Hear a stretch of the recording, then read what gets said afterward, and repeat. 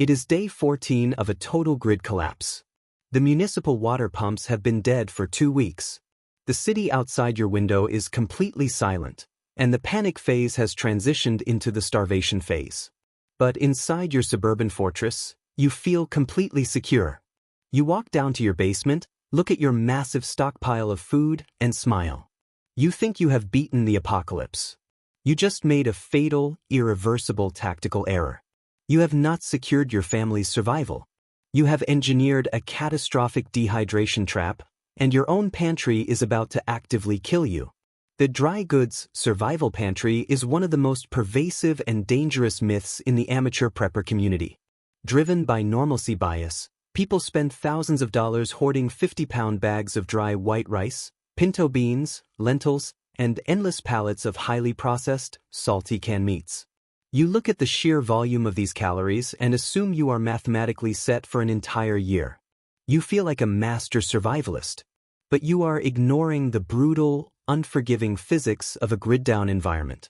In modern, everyday life, cooking rice and beans is an afterthought because clean water flows endlessly from your kitchen faucet, and your stove turns on with the flick of a wrist.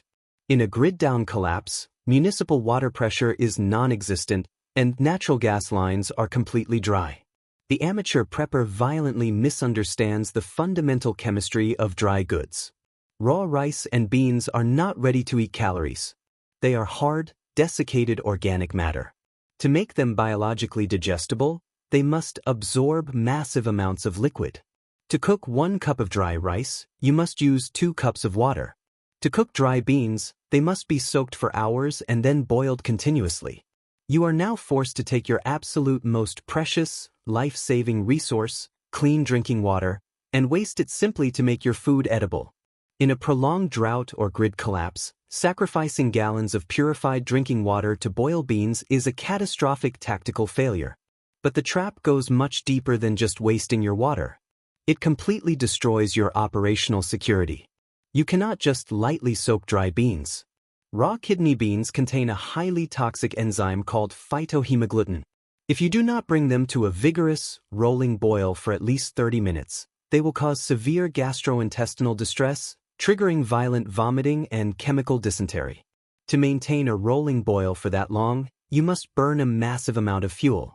Because the electric grid is dead, you are forced to burn through your limited supply of propane, or worse, you have to build a wood fire. If you build a wood fire, the thick smoke rising from your chimney acts as a massive, highly visible signal beacon to every starving, desperate predator within a 5-mile radius. You have completely destroyed your OpSec and advertised your location to hostile raiding parties, all just to cook a single bowl of rice.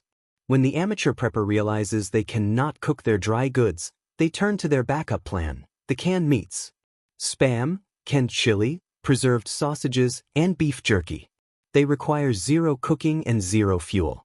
But they hide an even deadlier physiological threat. Industrial canned meats are packed with extreme, lethal levels of sodium to artificially extend their shelf life.